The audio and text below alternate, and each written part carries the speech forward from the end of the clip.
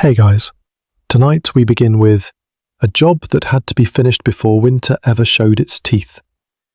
Across native North America, there was no single winter camp and no single way of preparing one.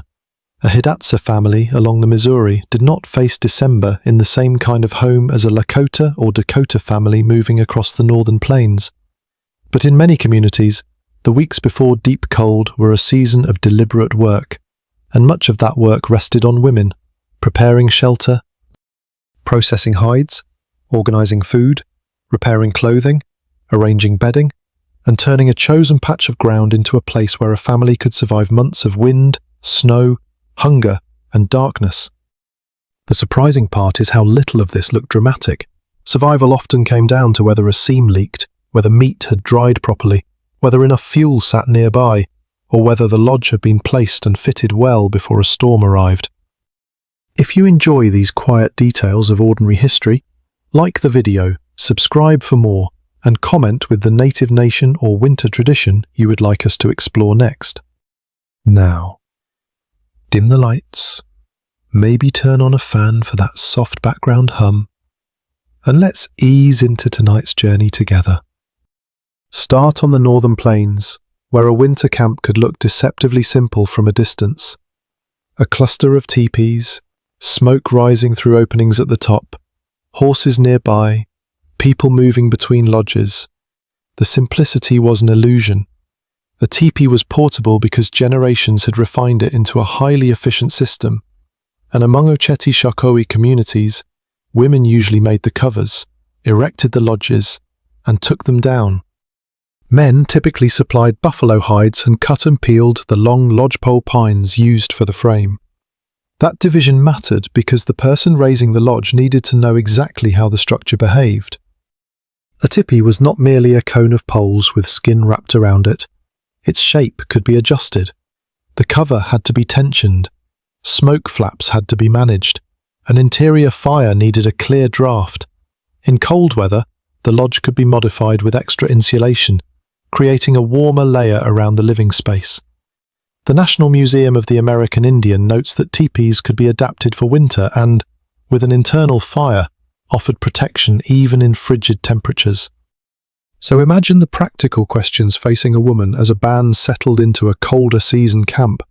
Is the ground exposed to wind? Is timber near enough for fuel and shelter?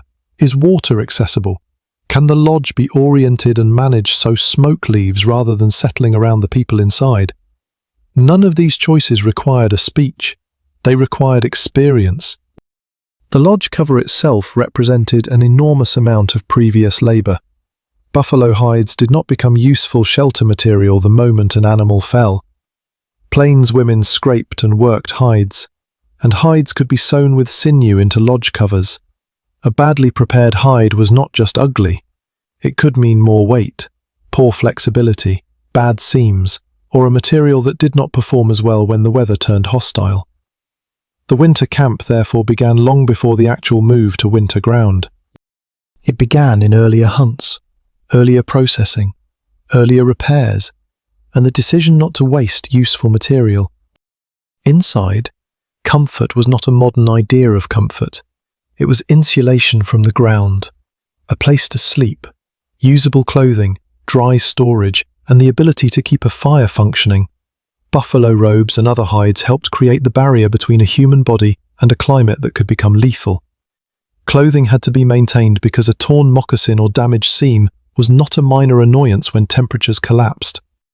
Food demanded the same kind of advanced thinking. Bison meat could be cut and dried for storage. Dried foods could travel. Fat was valuable. Every preserved mouthful reduced the danger of depending on a successful hunt at exactly the moment snow, exhausted animals, or shifting herds made hunting difficult. Winter preparation was therefore partly a campaign against uncertainty. And this is where the popular image of the great buffalo hunt can distort the story.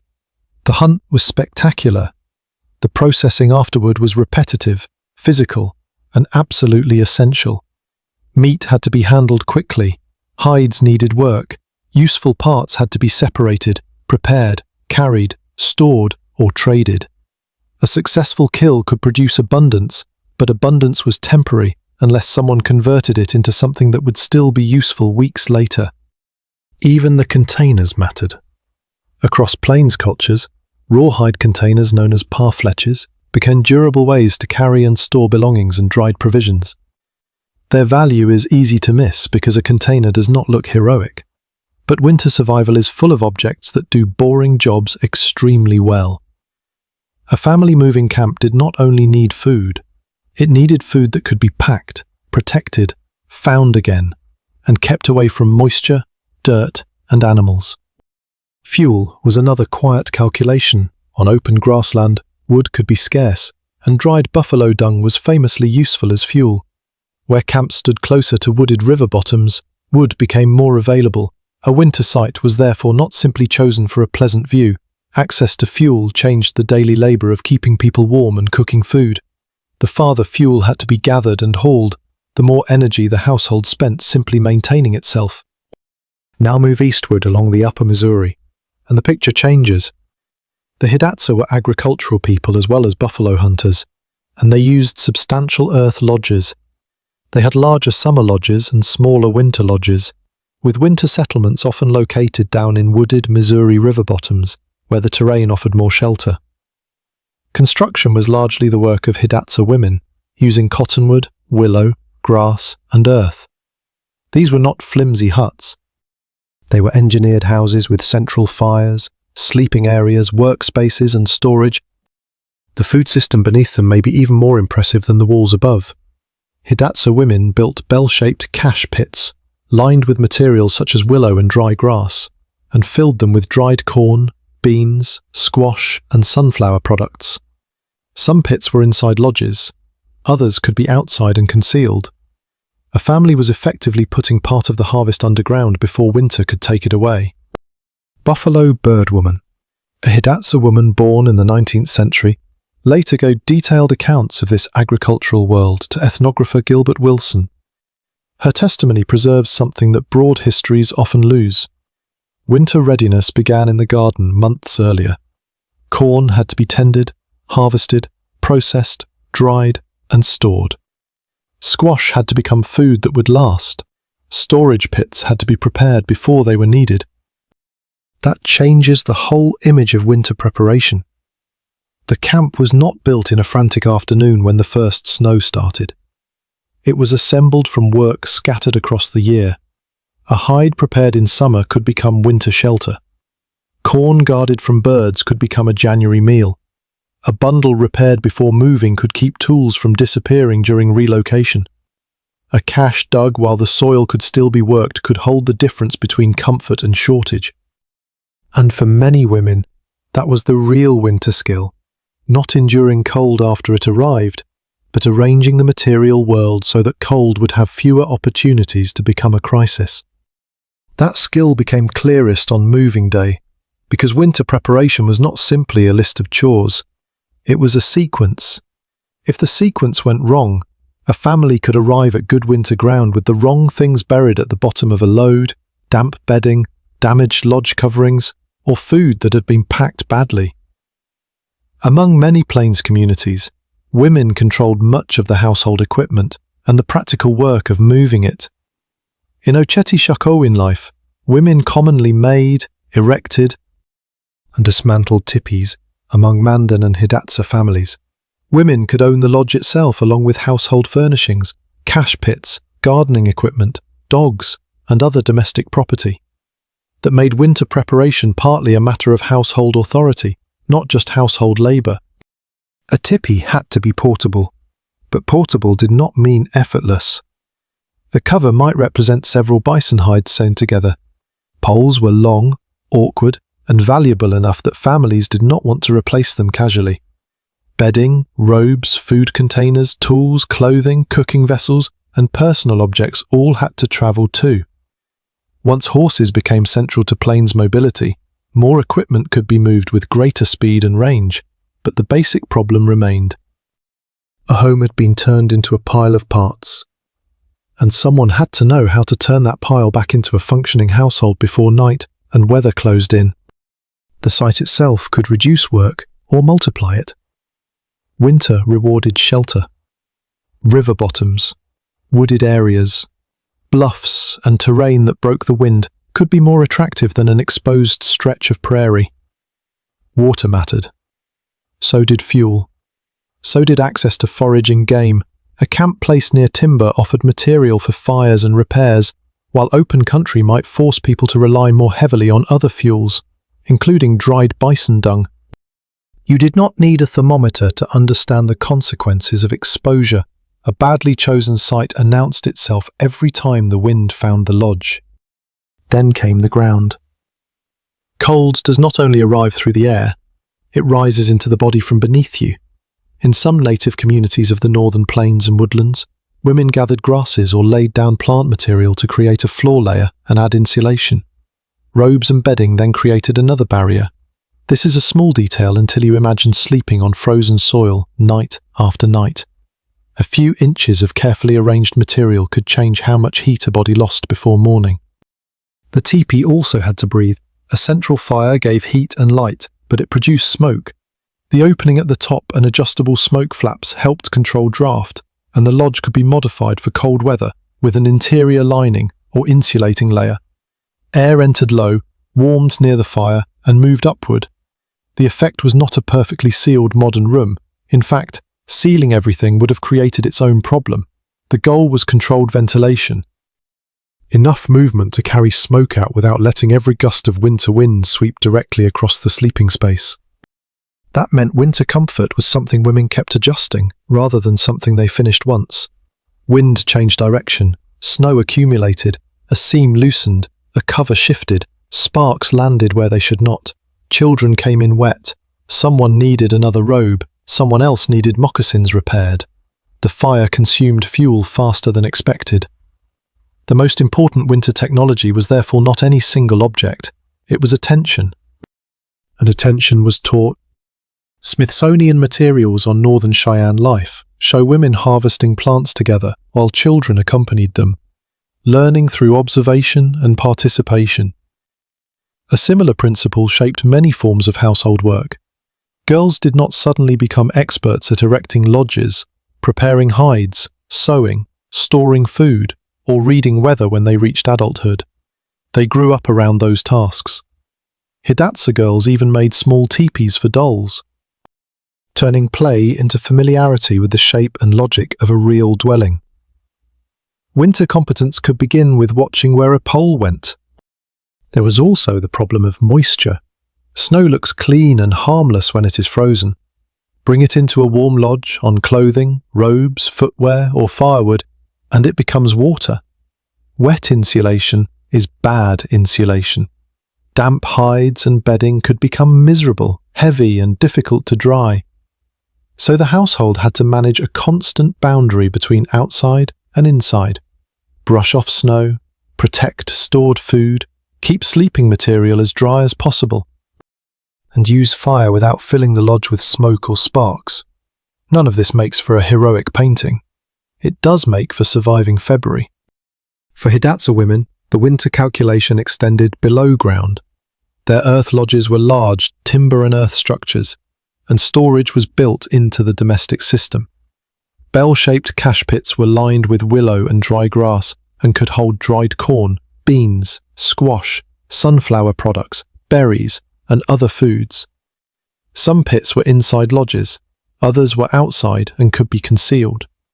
North Dakota historical materials describe caches large enough to hold many bushels of produce. That meant a family could enter the cold season with a substantial reserve literally beneath its feet. The earth lodge itself carried a different winter logic from the teepee. Thick earth covering helped stabilize interior conditions, while the structure could shelter an extended household. Hidatsa winter lodges were often built in wooded river bottoms, and National Park Service accounts describe women as the principal builders, using cottonwood, willow, grass, and earth. Construction demanded days of coordinated labor. Heavy posts had to stand correctly. Roof timbers had to bear enormous weight. Grass and soil had to be layered over the frame. A mistake was not a crooked picture on the wall. A mistake could mean leaks, collapse, or a house that fought the weather badly for an entire season. Food storage had its own maintenance rules. A cache pit was useful because it created protected storage, but stored food had to go into it dry and in good condition. Corn represented months of work before it ever reached that hole. Planting, tending, protecting, harvesting, drying, shelling, sorting and carrying. Squash had to be processed for keeping. Sunflower seeds needed gathering and preparation. When Buffalo Birdwoman later described Hidatsa gardening, her memories made clear that agriculture was not a side activity beside hunting. It was a major female-controlled system of food production. And that changes the image again. The woman preparing a winter camp was not merely making a place warm. She was connecting seasons. Spring planting was tied to winter eating. Summer hide work was tied to winter bedding. Autumn gathering was tied to January fires and meals. The camp that appeared ready before the cold arrived was really the visible end of a much longer chain of decisions. By the time the first severe weather settled over the plains, the best-prepared household had already done the difficult part. It had moved winter from the category of surprise into the category of routine. Before a winter camp could feel secure, the people inside it had to be dressed for the weather. That sounds obvious, but clothing on the northern plains was not something a household simply purchased when the temperature dropped. Warm garments began as animals, hides, sinew, tools, and many hours of skilled work. Bison were especially important because their bodies could supply food, lodge covers, robes, rawhide, cordage, tools, and other materials. Smithsonian teaching resources emphasize that Plains nations used the animal in an extraordinarily complete way, turning different parts to different purposes rather than treating the hide as a single-purpose object. The work of making a hide useful often fell heavily on women. After a hunt, hides could be stretched and staked while flesh and fat were scraped away. Some were preserved as rawhide for containers and equipment. Others were tanned and softened for robes or clothing. North Dakota educational materials describe women scraping hides clean and preparing them while meat dried nearby. Among Assiniboine families, mothers taught daughters how to scrape and prepare hides for household use or trade. That means winter clothing was also a classroom, though nobody needed desks. A girl learned by watching hands, copying motions, making mistakes, and repeating the same tiring steps until the material behaved correctly. A winter robe demanded more than simply possessing a thick hide. If the hide remained stiff, greasy, poorly cleaned or badly preserved, it became harder to use. Softening was laborious. The surface had to be worked again and again. Edges mattered. Tears mattered. Holes that seemed minor in mild weather mattered much more when a cold wind had hours to find them. The useful object was the result of repeated maintenance, not a magical property of the animal itself. Footwear made that lesson even clearer. Native peoples across the continent developed different moccasin forms suited to their own landscapes and traditions, so there was no universal Native American moccasin. Smithsonian collections preserve plains and plateau examples made from materials including buffalo hide, and native clothing traditions varied considerably between nations. In practical winter terms, however, decoration came after a more basic requirement. The foot had to remain protected. A worn sole could turn every trip for fuel or water into a problem. Extra material, repair tools, and sewing knowledge therefore belonged to winter preparation just as surely as stored food did. Sinew was one of the quiet technologies behind this work. Taken from animal tendons, processed sinew could become strong thread. Awls pierced holes through hide, and sewing tools guided stitching. The seam joining two pieces of material needed to survive stretching, movement, and repeated exposure to cold and moisture. When women repaired clothing before severe weather, they were removing tiny future failures from the household one stitch at a time. Then there were the robes and bedding. Bison hides could serve as warm coverings, and hides prepared for robes became important household possessions. Inside a lodge, layers of hide and other insulating material separated sleeping bodies from cold ground. The arrangement was humble but effective because survival depended on controlling heat loss in several directions at once. Fire warmed the immediate space, Clothing slowed heat leaving the body. Bedding reduced contact with the cold earth. Food required the same kind of layering of precautions. A successful hunt produced a large amount of meat, but fresh meat was temporary. Drying converted part of that abundance into something a family could carry and keep. North Dakota historical materials note that many Plains peoples dried meat at hunting camps before returning to villages. Thin pieces exposed for drying lost moisture, became lighter, and lasted longer. That reduced the danger of spoilage and turned a short moment of plenty into a reserve that could outlast the hunt itself. Some dried meat could be pounded and combined with fat, and in some indigenous traditions berries were added, producing forms of pemmican that could keep for long periods. National Park Service material describes indigenous people drying meat and combining it with berries and fat to make a concentrated preserved food that lasted for months. Its great advantage was density. A relatively small supply held substantial nourishment. In winter, when every long journey outside consumed energy, compact food mattered. Agricultural nations of the Upper Missouri prepared for the same cold with a different pantry. Hidatsa women cultivated corn, beans, squash, and sunflowers, and properly dried harvests supported families through long winters. This was not simply gathering food. It was an entire chain of risk management. Seeds had to be saved, fields had to be planted, crops had to survive weather and animals. Harvesting had to happen at useful times, then produce had to be dried sufficiently before storage. Corn was particularly important because it could be preserved in quantity. Mandan, Hidatsa, and Arikara food systems included drying structures for corn and meat, while cache pits held dried produce for later use. Squash, beans, sunflower products, berries, and other foods widened the household reserve.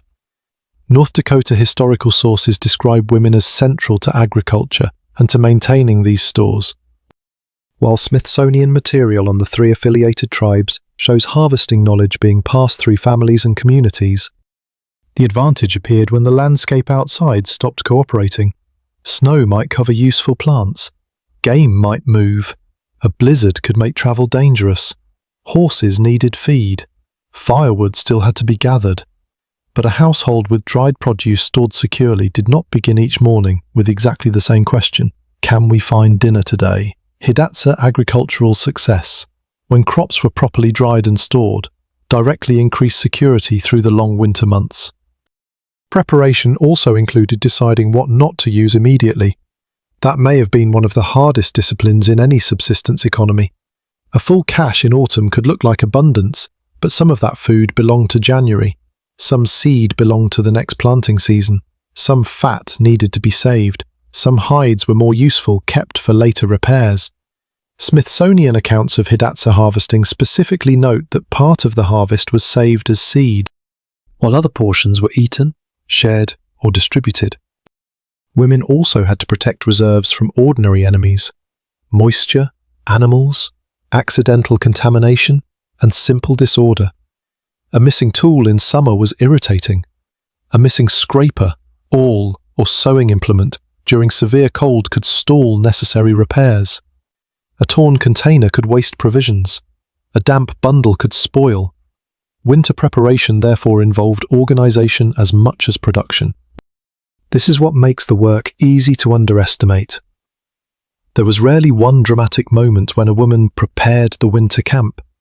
Instead, she finished dozens of small jobs before they became emergencies. She scraped one more hide, dried one more rack of meat, checked one more seam, put aside seed that nobody would eat, repaired a container that was not badly broken yet.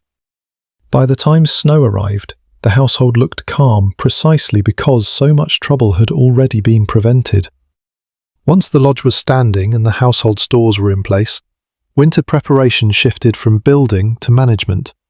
A camp could be well supplied and still become uncomfortable very quickly if the daily flow of water, fuel, animals, and people was poorly organized. The cold did not arrive as one dramatic event. It arrived as 1,000 small demands that returned every morning. Water was one of them. In warmer months, a river or stream could be approached directly. In winter, ice changed the job.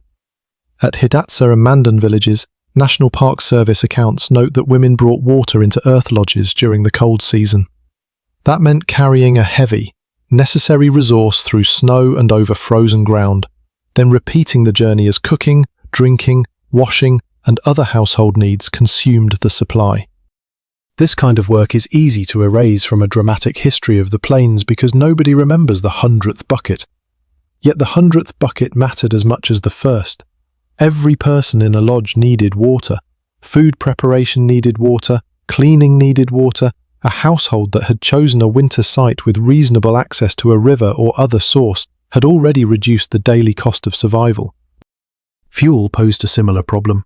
Smithsonian archival photographs of Cheyenne life from the late 19th and early 20th centuries preserve women carrying bundles of wood, setting up tipis, scraping hides, and gathering water. The images are valuable because they show what written accounts can flatten into a phrase like women's work. A bundle of wood had weight. Someone had to bend, lift it, carry it, stack it, and do the same thing again after the fire consumed yesterday's supply. Winter fuel was not merely about staying comfortable. Fire cooked food, dried damp material, provided light, heated living space, and made some kinds of repair work possible after sunset. The family that entered a storm with a generous fuel pile had bought itself time. The family that did not might have to send someone outside precisely when the weather was least forgiving. That is why wooded river bottoms could be so useful for winter camps in the upper Missouri region. National Park Service accounts describe Hidatsa winter lodges standing in thick timber along the Missouri bottoms, while their larger summer lodges occupied different settings closer to fields.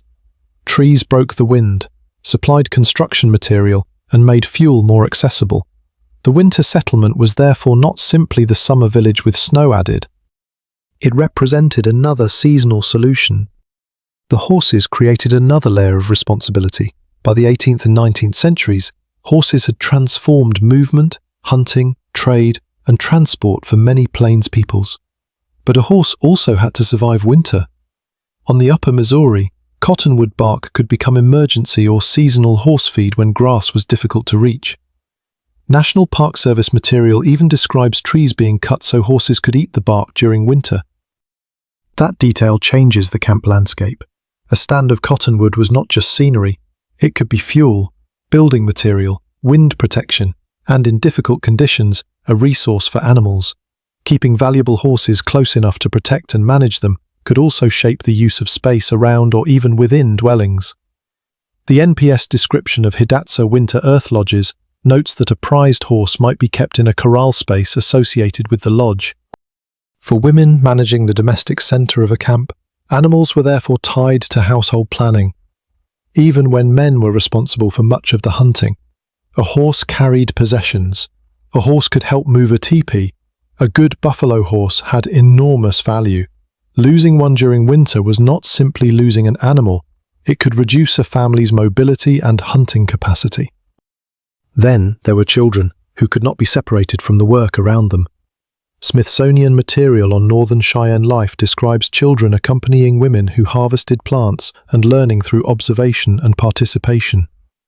Historical photographs from Cheyenne camps likewise show women at ordinary tasks with children present. The lesson is not that every child performed every adult task. It is that knowledge moved through daily proximity. A girl watching lodge poles go up was seeing geometry before anyone called it geometry. She could notice which poles formed the first support, how the cover was positioned, where the opening faced, and what had to be tightened when wind changed. A child gathering small pieces of fuel was not merely helping. She was learning what burned well, what was too wet, and how much a household used. Winter sharpened those lessons because mistakes became more expensive. A child who left clothing where snow could soak it created extra drying work. A door left open too long let precious heat escape. An object dropped outside might disappear on the fresh snow. The household therefore depended on routines, and routines had to be taught until they became ordinary. Inside an earth lodge, the organization was more permanent, but no less deliberate. NPS descriptions of Hidatsa lodges include raised beds, a central open fireplace, food preparation areas, storage caches in the floor, and designated interior spaces for household activities. A large lodge could house an extended family of perhaps 10 to 20 people. With that many bodies, tools, robes, food containers, and daily tasks under one roof, order was not decorative, it was functional. The central fire created a natural focus. Around it, people ate, worked, repaired, told stories and passed long dark hours. But the fire also required discipline. Fuel had to be rationed, sparks had to be watched, smoke had to escape. Sleeping material could not simply be pushed anywhere. In a crowded winter dwelling, every object had a place because poor placement could create more labor later. The teepee solved the same problem differently. It was smaller, portable, and built around a central fire and adjustable ventilation. This was a house designed to move, but it was not crude. Its performance depended on knowing how to use it. And that may be the most important point about the winter camp. The technology was not only the lodge, the robe, the cache pit, or the fire. The technology was also the sequence of habits surrounding those things. Carry water before it is urgently needed. Bring in fuel before dark. Keep bedding dry. Repair footwear before the sole fails completely. Feed valuable animals before the storm closes the route to forage. Teach children where things belong. Watch the wind. Watch the fire. Notice what is running low. None of those actions would become a legend on its own. Together, they made winter survivable. The camp was ready not when the last pole was tied, but when the ordinary work could continue even after the weather stopped being ordinary. The last weeks before deep winter were also a season of counting, even when nobody wrote the numbers down. A household needed to know what it had, what it could afford to use, and what had to remain untouched. Dried meat hanging in bundles, bags of corn, squash, berries, rendered fat, hides, sinew, firewood, footwear, robes, tools, and containers all represented stored labor. Once snow closed the landscape, replacing any of them could become harder. For women responsible for much of the household economy that made autumn abundance deceptive, a full cache did not mean unlimited food. Some of what looked plentiful had already been assigned to the future. Corn saved for seed could not simply become supper without affecting the next planting season. A good hide might be more valuable as a winter robe than as trade material. Fat could be eaten immediately, but it could also preserve or enrich other foods. The decision to delay consumption was itself a survival skill. Among the Mandan, Hidatsa, and Arikara, agricultural storage made this especially visible. Corn, beans, squash, and sunflower products could be dried and placed in cache pits, while other foods were stored inside lodges. These stores extended the harvest far beyond the growing season.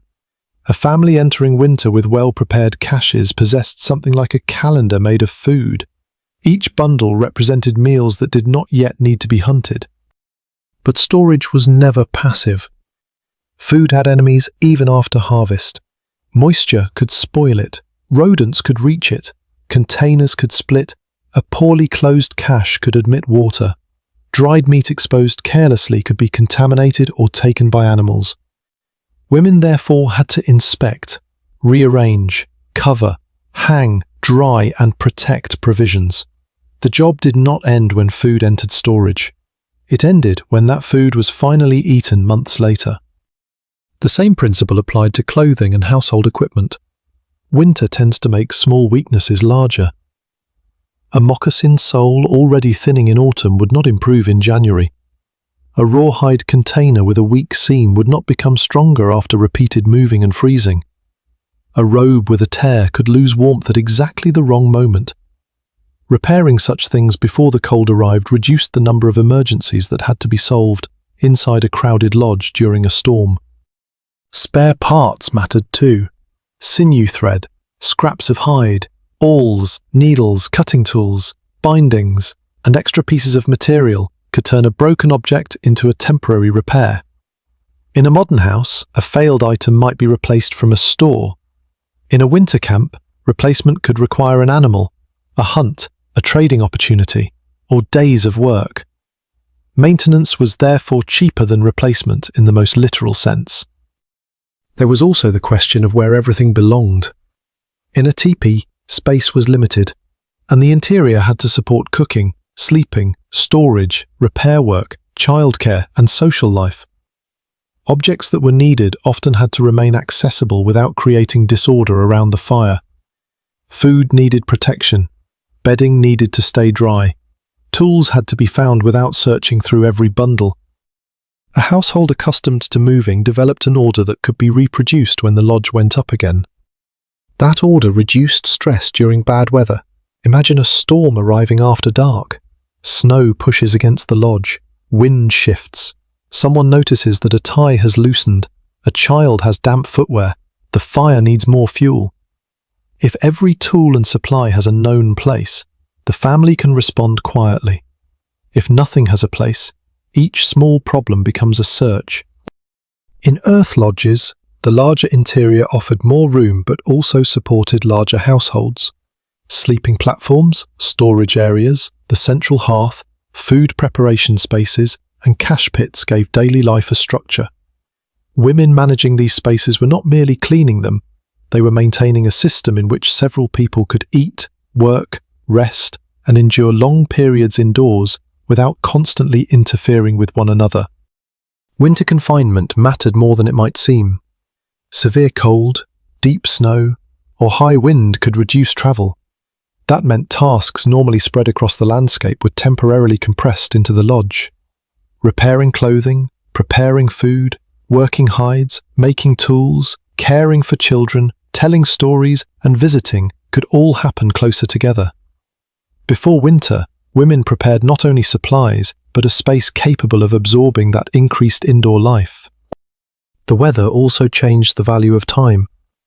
In summer, a trip for water, wood, or plants might be routine. In extreme cold, every trip required more clothing, more energy, and more caution. Preparing extra fuel before a storm effectively purchased future hours indoors. Bringing water earlier could eliminate another journey after temperatures fell.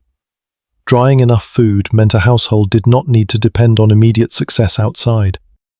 This was why knowledge of weather signs mattered.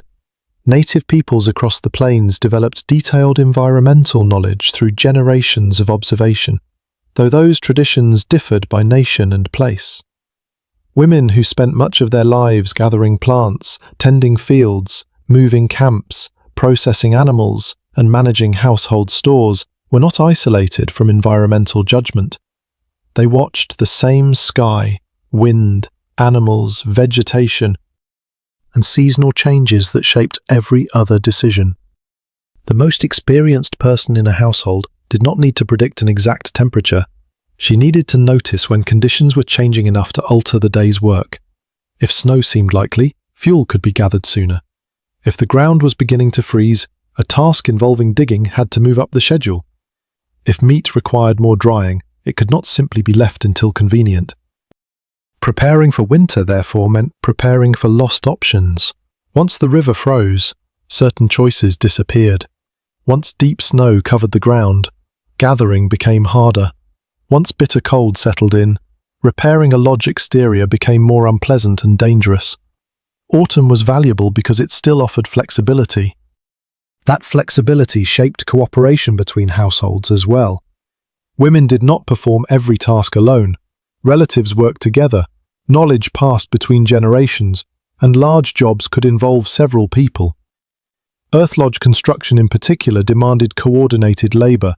Hide processing, food preparation, harvesting, and camp movement could also become shared work. Kinship transformed individual labor into a network of assistance. A woman who had finished one household task might help a relative with another. An older woman could contribute knowledge even when younger women supplied more physical strength. Children carried smaller loads and learned routines. Food could fail. A hunter could be injured. A family could lose an animal, damage a lodge, or face illness. Material preparation mattered enormously, but survival was rarely only the achievement of isolated individuals. Strong relationships allowed people to share labor, knowledge, food, shelter, and care when circumstances demanded it. So before the cold arrived, women were doing more than filling caches and repairing robes. They were creating layers of backup. A second pair of moccasins was backup. A bundle of dry fuel was backup. Seed corn kept away from the cooking pot was backup for spring. A well-maintained lodge was backup against the wind. A sister, aunt, mother, daughter, or neighbor who knew how to repair, build, preserve, or organize was backup too. Winter preparation worked because no single protection had to do everything. The fire could fail for a moment, but robes held warmth. Hunting could fail for a few days, that caches held food. Weather could stop travel, but supplies had been brought in earlier. One tool could break, but another could be repaired from stored materials. By the time the landscape hardened under frost, the safest household was not necessarily the one with the most possessions. It was the one in which enough small preparations overlapped that one failure did not immediately become disaster. The winter camp also depended on something no bundle, robe, or cache pit could replace: other people. A lodge might belong to one woman or household, but winter life rarely functioned as a collection of completely separate families. Kinship connected dwellings: work, food, childcare, trade, ceremony, and mutual aid. Among the Hidatsa, an earth lodge could hold an extended family rather than a small modern household. North Dakota Studies describes an ideal Mandan and Hidatsa lodge as including older relatives, unmarried children, and married daughters with their husbands and children. In other words, the winter home could contain several generations under one roof. That arrangement changed how labor worked. A younger woman might have more strength for hauling wood or water. An older woman might possess deeper knowledge of building, food preparation, family obligations, or the timing of seasonal work. Children could carry lighter loads and gradually learn adult routines. Men hunted, cared for horses, traded, defended the community, and contributed to construction and other tasks. The household was therefore not a machine with one worker. It was a network in which different abilities could be combined. Hidatsa Earth Lodge construction makes this especially clear. The National Park Service notes that women owned and maintained the earth lodges, and that an older woman with the necessary sacred and practical knowledge supervised construction. Women assembled posts, beams, walls, rafters, willow branches, grass, and sod, while men could assist with heavy structural pieces. A completed lodge might measure 30 to 60 feet across and take roughly 7 to 10 days to build. It was not casual construction. It required coordination, memory, and trust. That same pattern of cooperation continued after the lodge was finished. A large household needed someone tending the fire, someone preparing food, someone watching children, someone repairing clothing, and someone noticing when water or fuel was getting low. These tasks did not have to happen in isolation. One person could watch several children while another went outside. A relative could help process a large amount of meat before it spoiled. Several women could work together on hides or agricultural products while talking, teaching, and sharing news. The value of this social structure became obvious whenever something went wrong. A household could lose a hunter, a horse, part of its food supply, or the labor of someone who became sick or injured. Winter magnified such losses because replacement options narrowed. Kinship created another layer of protection. Relatives could share labor, provisions, equipment, knowledge, or temporary shelter. The winter camp was stronger because survival was distributed across relationships rather than balanced entirely on one individual. This did not mean resources were endlessly shared without rules. Native nations had their own systems of ownership, obligation, generosity, rank, and reciprocity. Among the Hidatsa, women owned and maintained earth lodges, while household property could be associated with particular individuals or families. Ownership existed inside a social world in which relatives mattered and where cooperation helped make large projects possible. The Upper Missouri villages add another dimension because they were also trading centers. National Park Service accounts describe Hidatsa settlements receiving visitors who came for agricultural produce, clothing, moccasins, hides, tools, and other goods. The crops women produced were therefore important not only to household meals, but to a wider exchange economy. Corn harvested during the growing season could eventually help obtain another material that became useful during winter. That made the earth lodge part home, part workshop, part storehouse, and part social meeting place. People cooked there, slept there, repaired equipment, exchanged information, entertained visitors, and maintained family relationships. The National Park Service describes earth lodges as centers of family life, where multiple generations cooked, ate, visited, and slept together. A winter dwelling was therefore not merely a shield against weather, it was infrastructure for relationships. Portable plains camps created a different architecture, but a similar social logic. Tipis could disappear from one landscape and be raised again in another, yet the relationships between households travelled with them. The physical settlement was portable. The family network was portable too. That portability made memory important. A camp was not simply a collection of shelters dropped randomly across open ground. People generally travelled with relatives and other familiar households, and larger plains societies developed organised systems of bands, kin groups, and political relationships. Even when winter parties became smaller than large summer gatherings, the people within them knew who possessed particular skills, who required assistance, and which households were connected through marriage or family ties. Consider what that meant just before a storm. One woman might notice that an older relative's fuel supply looked thin. Another family might have extra dried meat but need assistance repairing a lodge cover. A child might remain with a grandmother while adults gathered fuel. Someone returning from water could report changing ice conditions. Someone tending horses could warn that wind was increasing. None of these actions looks like a formal emergency system. Together they performed much the same function. Information moved, labour moved, food moved, people moved toward the places where they were needed. Older women could hold unusual practical authority within this system because experience accumulated slowly.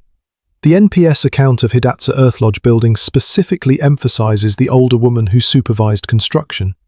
She did not need to carry the heaviest timber to be essential. She needed to know where the timber belonged, what should happen next, and what mistakes younger workers might not recognize until the roof was already taking weight. That distinction matters because physical strength is visible, while knowledge often is not. A winter camp depended heavily on invisible expertise, knowing whether a hide was properly prepared, whether food was dry enough for storage, where moisture might collect, what materials could be repaired, when fuel was becoming dangerously low, or when weather made an ordinary journey unwise. Winter also changed how people used time. Long evenings brought families closer to fires and into shared indoor spaces. Across native communities, though specific customs differed by nation, oral traditions preserved history, moral teachings, family knowledge, and collective memory. Among peoples of the northern Great Plains, winter counts were used by some communities to help organize historical memory, with designated keepers maintaining and recounting the events represented on them. So a child sitting near a winter fire was not necessarily passing empty hours. Listening could be another form of learning. Stories could explain ancestors, obligations, past events, proper behavior, humor, danger, and identity. The same dwelling that protected people from cold also created conditions in which knowledge could pass from one generation to another. This is another reason the winter household cannot be understood only as a survival shelter. It protected culture as well as bodies. When women prepared a winter camp, they were helping create the conditions under which a community could continue being itself through months when travel narrowed and people spent more time close together. Food kept bodies alive. Fire kept cold away. Robes held warmth. But relationships made every one of those resources more dependable. A cache could run low. A tool could break. Someone could become ill. A storm could last longer than expected. At moments like those, one of the strongest protections was often very simple. Another lodge stood nearby, occupied by people whose responsibilities did not necessarily end at their own doorway. Winter preparation was therefore partly architectural, partly economic, and partly social. Before the serious cold arrived, the camp had to be stocked with supplies. It also had to be stocked with trust. A winter camp could be stocked with food, lined with robes, and surrounded by relatives, yet still become miserable if it stood in the wrong place. Before serious cold arrived, one of the most important decisions was therefore made before any lodge went up. Where should the household stop? There was no single answer across native North America. Different nations lived in forests, river valleys, deserts, mountains, prairies, and coastal regions, each with its own winter problems. On the northern plains, however, protection from wind could become as valuable as proximity to game. Open grassland offered long views and good movement, but winter winds could cross it almost without interruption. A low river bottom, stand of timber, bluff, or broken terrain might reduce that exposure dramatically. Women involved in setting up and managing the lodge had reason to notice those differences immediately. Once a teepee was raised, its cover tightened, bedding placed, food unpacked, and household equipment arranged. Moving again was possible, but costly. Better to recognize bad ground before all of that work began. The surface itself mattered. A hollow might look sheltered but collect drifting snow. Ground too close to water could become troublesome during a thaw. Experienced camp selection was not the search for a perfect site, but for the least troublesome combination of problems. Then came orientation. A teepee was a responsive structure. Its smoke flaps could be adjusted, and the cover could be managed according to wind. The household needed the fire to draw properly while limiting drafts across the living space. If wind direction changed, the lodge might require adjustment. Snow building around the outside could alter airflow. A loose cover could slap and strain. A small opening where it should not be could become very noticeable after midnight.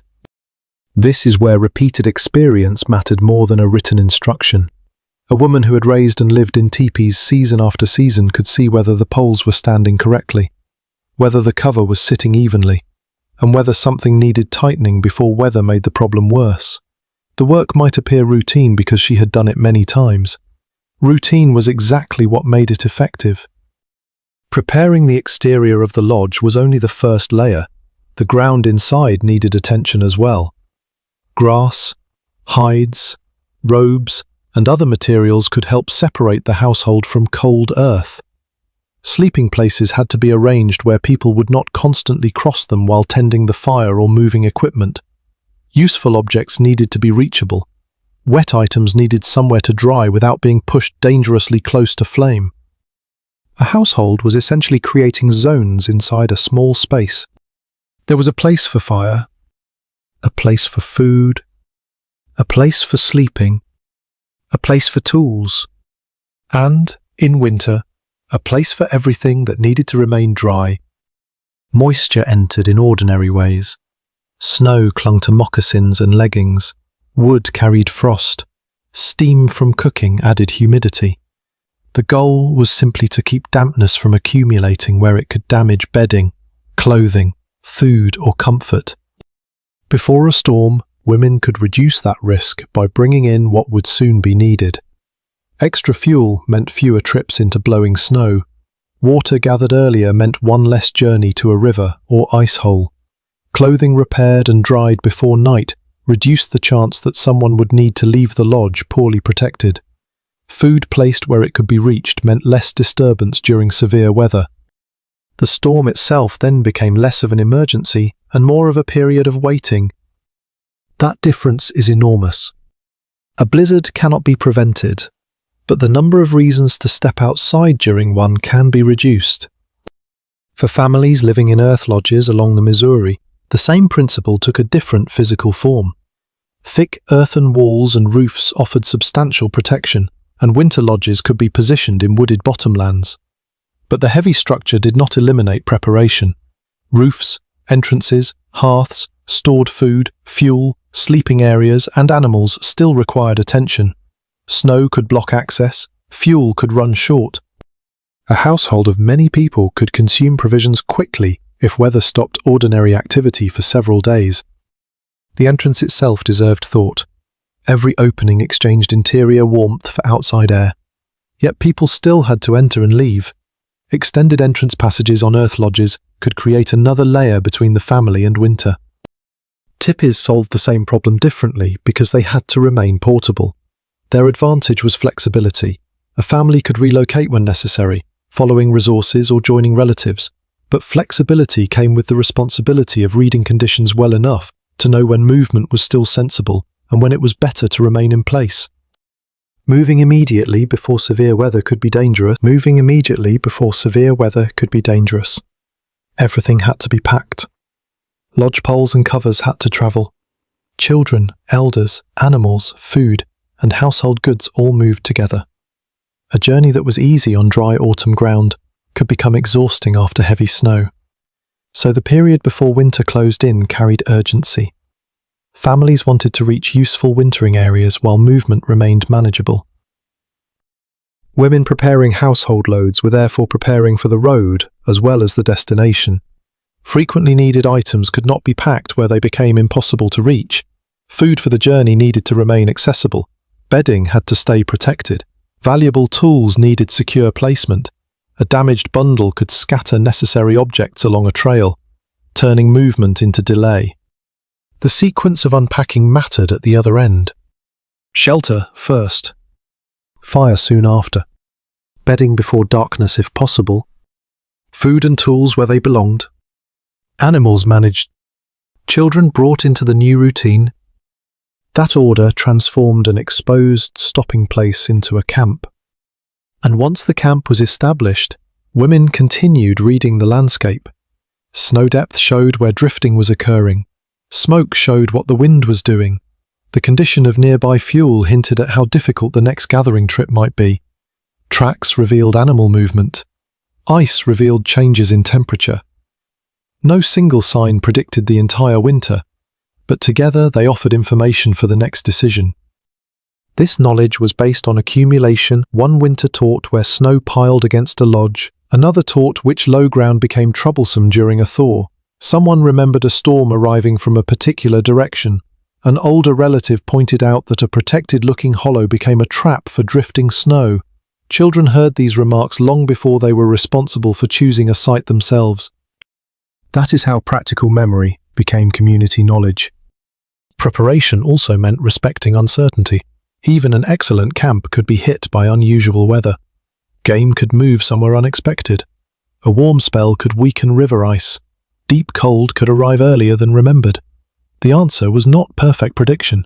It was flexibility built into the household. Extra food allowed hunting to fail temporarily. Extra fuel allowed weather to block gathering. Repair materials allowed equipment to break.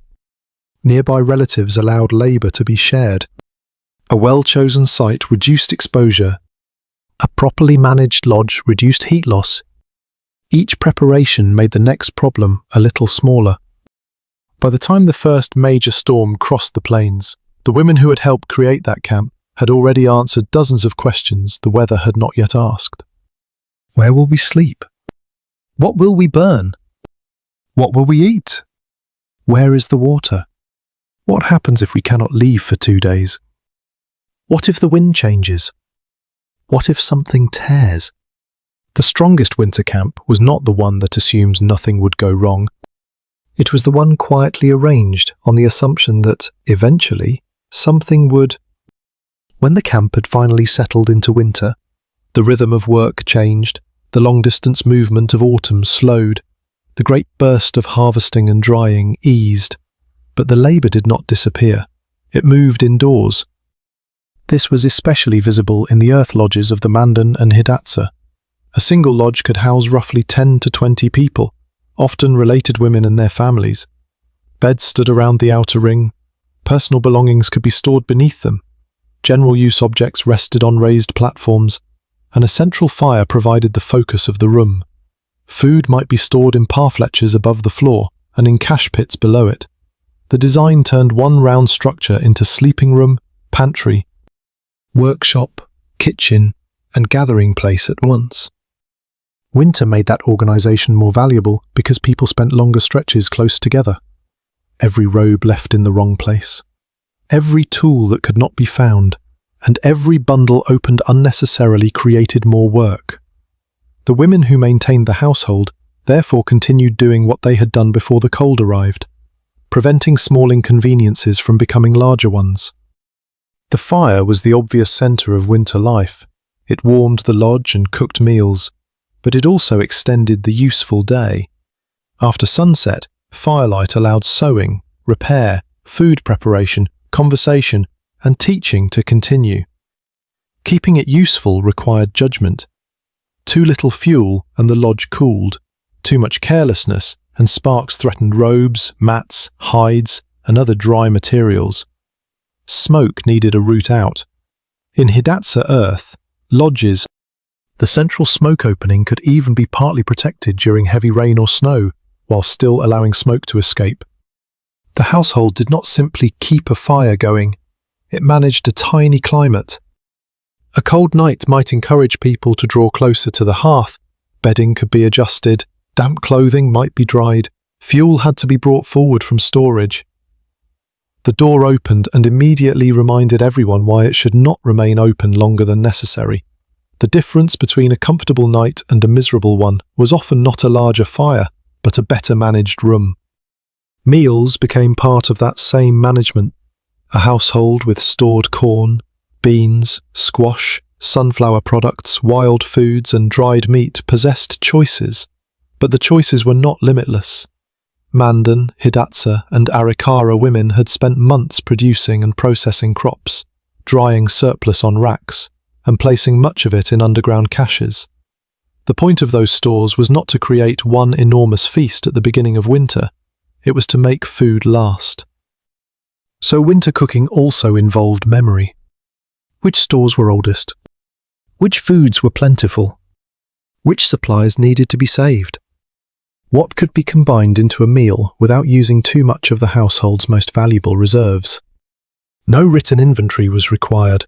The person who had harvested, dried, packed, and stored much of the food already carried a mental map of what remained.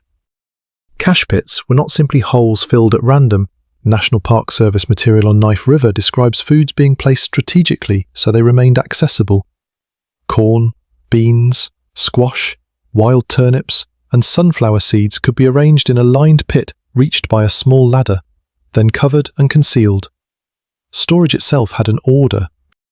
Inside the lodge, rawhide parfleches added another layer. They could hold clothing, moccasins, dried foods, hides, craft materials, and other belongings.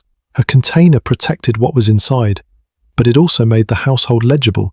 Instead of loose objects spreading across the floor, possessions could be grouped, moved, hung, or carried. That mattered during the quiet work of winter. A damaged moccasin came out.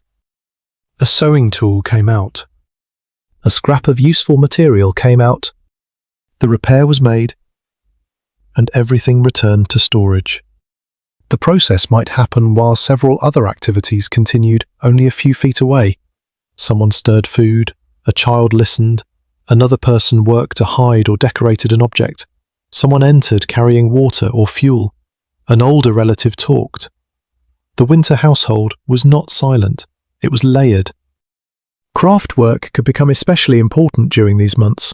Among the Mandan, Hidatsa, and Arikara, women practiced highly skilled arts including quill work, and specialized quill working societies transmitted techniques and rites associated with the art. Decorative work reminds us that winter preparation was never only about achieving the minimum conditions necessary to avoid death. People continued making beautiful things. A robe could provide warmth and still carry meaning. A container could protect food and still be decorated. Clothing could be practical and still express identity. A household facing severe cold did not become a purely mechanical survival unit. The people inside remained relatives, artists, storytellers, teachers, hosts, children, elders, and members of a nation. The long nights gave more room to some of those roles. Across Plains communities, oral tradition carried history and knowledge, and among several Plains peoples, winter counts helped preserve collective memory by marking a significant event for each year. At Knife River, National Park Service educational material describes Hidatsa winter counts as pictorial records in which an important person selected an image representing a memorable event from that year. Imagine how different this is from reading a date in a textbook. A child might see one image and hear about an epidemic, a hunt, a battle, a remarkable natural event, or something else the community had chosen to remember. The image was only the doorway. The real archive lived in people who knew the story. Winter therefore concentrated more than bodies around a fire. It concentrated generations. Older people had time to speak. Younger people had time to listen.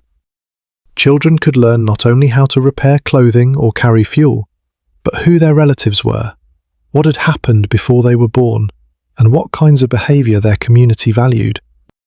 The winter camp was functioning as a school without ever becoming one. And women were central to much of that education because children spent so much time near the work women performed. A girl could learn storage by watching a cache opened. She could learn sewing by seeing a seam repaired.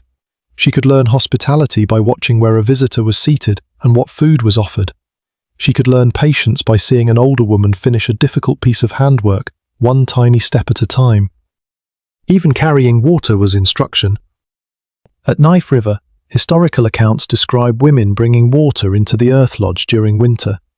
To a child, that journey could teach where safe access to water remained, how much a container could hold, and how quickly a household consumed what had been carried. Nothing had to be announced as a lesson. Daily repetition did the teaching. This may be one of the most overlooked parts of preparing a winter camp.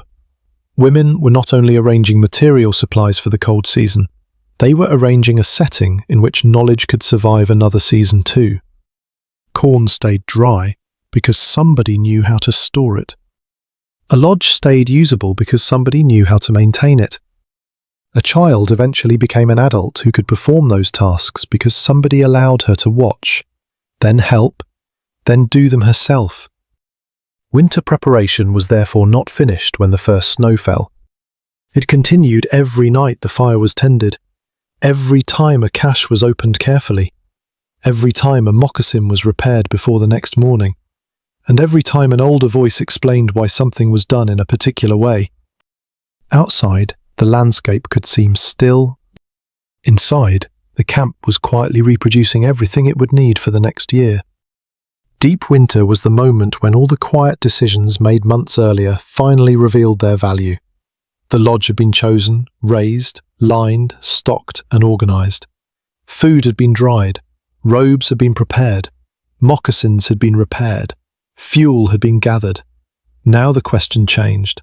It was no longer, are we ready for winter? It was, how long can we make what we have continue to work?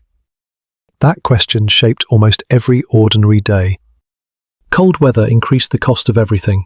A trip outside required more clothing and more energy.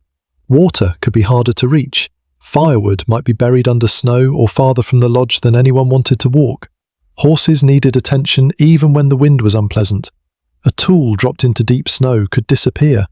Damp clothing could take precious time and fuel to dry. So the household became more careful. The fire, for example, could not simply be made as large as possible.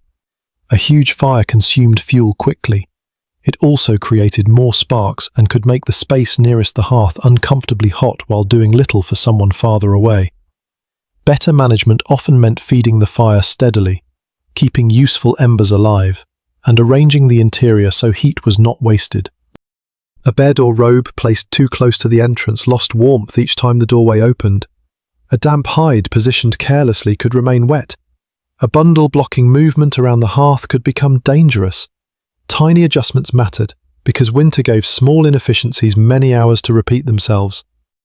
Women managing the interior watched these things continuously. They also watched food.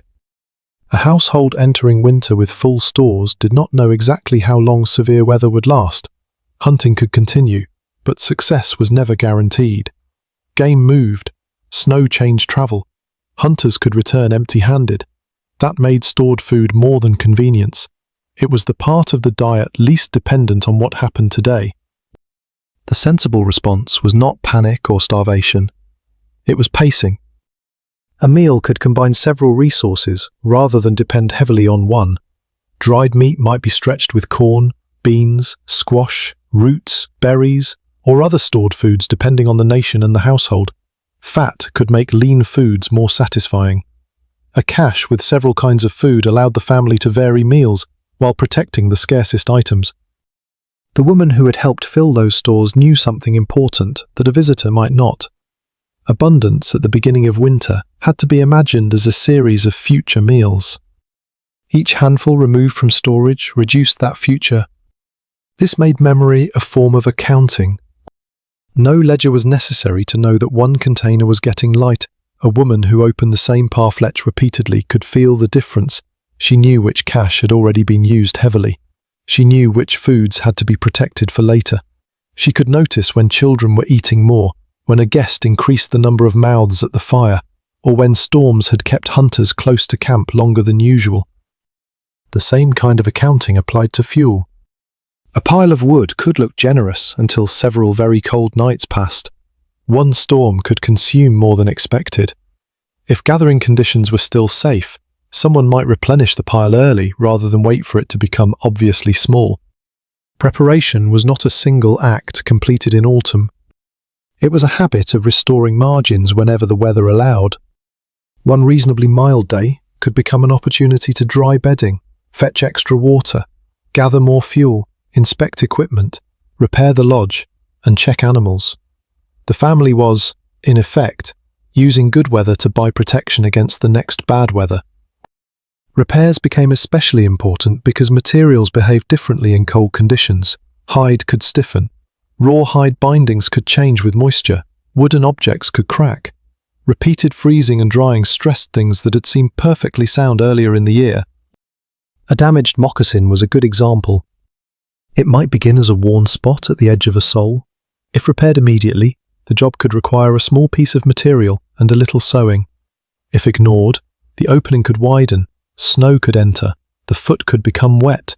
The wearer might then need to dry the moccasin and the insulating material inside it, use more fuel, and perhaps borrow another pair while repairs became more complicated.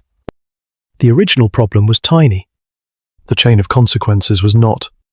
This was why so much traditional household knowledge involved acting before failure. A loose seam was tightened. A small hole was patched. A cover was adjusted. A container was moved away from moisture. A firewood pile was replenished before it became urgent. A child's clothing was checked before the child went outside. The winter household was full of preventative work. Children experienced this system from inside it. They learned that winter rules were not arbitrary. You did not waste fuel because someone had carried it. You did not scatter food because someone had grown, hunted, dried, processed, or stored it. You did not leave clothing wet because drying it cost time and warmth. You did not wander carelessly away from camp because cold shortened the distance between inconvenience and danger. Older children could contribute more directly. They might gather smaller fuel, help with water, watch younger children, carry messages between lodges, care for animals in ways appropriate to their age, or assist with household tasks. The exact responsibilities varied from community to community, but participation itself mattered. It taught that winter survival was not something adults performed while children waited. Everyone belonged to the rhythm of the camp. That rhythm could slow dramatically during severe weather.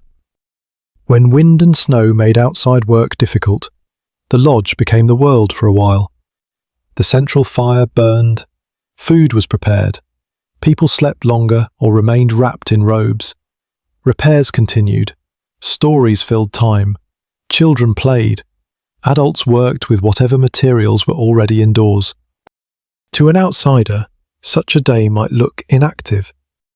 But staying inside could itself be an intelligent decision. Every unnecessary journey consumed calories and increased exposure. If enough water, food, and fuel had already been brought in, the family could simply let the storm pass. This was one of the greatest rewards of preparation, the ability to do nothing urgent. A well-prepared household did not need to fight the weather every hour. It could wait. Snow might pile around the lodge, Wind might roar across open country. Temperatures might fall through the night. Yet inside, the family could continue eating, sleeping, sewing, talking, and tending the fire because the critical work had been performed earlier. That calm should not be confused with ease. It was manufactured. Someone had carried the wood before the storm. Someone had dried the meat months before. Someone had stored the corn. Someone had repaired the robes. Someone had noticed that the lodge needed attention. Someone had taught the children how to behave around the fire. And in many households, women stood at the centre of that chain of preparation. Their work was powerful precisely because, when it succeeded, the crisis never appeared.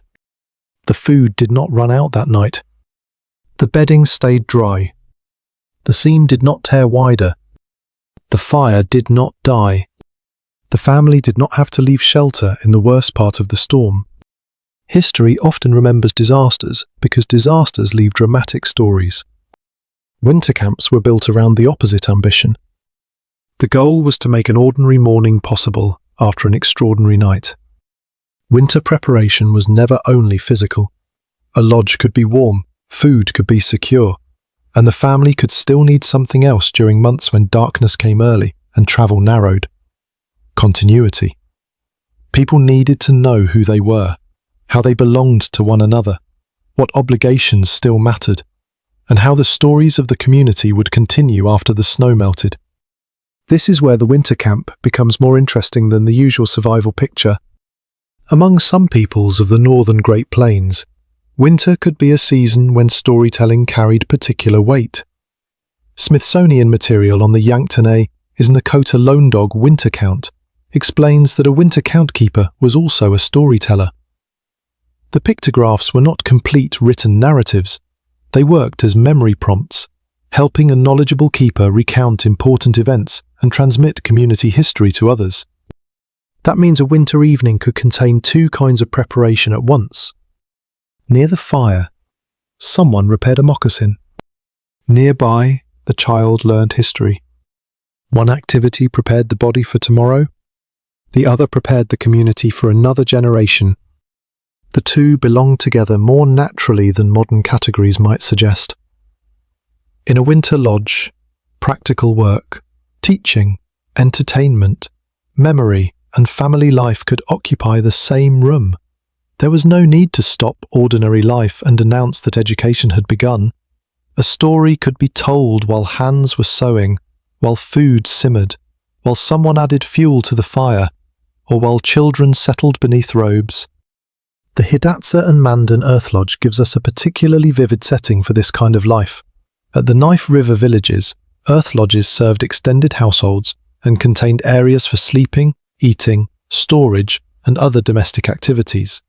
National Park Service descriptions portray the villages as active communities where children played while adults cooked, sang, visited, worked, and maintained family life. During winter, this social density mattered. Several generations might share the same shelter. A grandmother did not necessarily live far away. An aunt might sleep only a few paces away. Cousins could grow up within the same lodge or in neighbouring households. Knowledge had very short distances to travel. Women stood at the centre of much of that environment because, among the Hidatsa, women traditionally owned, constructed, and maintained earth lodges. Men assisted with construction, including heavy work, but women supervised much of the process. The lodge was therefore more than a place where women happened to perform household labour. It was itself partly the product of female knowledge and authority. That authority had practical consequences. A younger woman could learn how a lodge should be maintained because she lived beside women who already knew. She could observe how food stores were organised, how useful objects were kept, how water was managed, and how children were folded into everyday routines. Even cleanliness required adaptation to the season. National Park Service material on Upper Missouri Village Life records women bringing water into earth lodges during winter. It also describes winter washing with fresh snow and bathing where open water could be reached through river ice. Cold weather did not suspend care of the body. It changed the method. This matters because the popular image of historic winter life can become strangely grim. Everything is reduced to endurance, frozen faces, dwindling supplies, smoke, snow, and people simply waiting for spring. Real communities could certainly face hunger, disease, violent weather, and loss. But they also laughed. They visited. They decorated useful objects. They sang. Children played. People repeated stories they already knew because familiar stories can become more valuable, not less, when the outside world grows dark and cold. The National Park Service description of Knife River village life emphasizes this ordinary human activity. Children at play, adults cooking, singing, visiting, and protecting their communities. These were settlements full of social life, not merely machines designed to produce calories until warmer weather returned. In fact, winter preparation made more of that life possible. A household that had gathered enough fuel could remain around the fire after dark. A household with dried food and agricultural stores did not have to spend every available hour searching for its next meal. A sound lodge gave relatives somewhere to gather.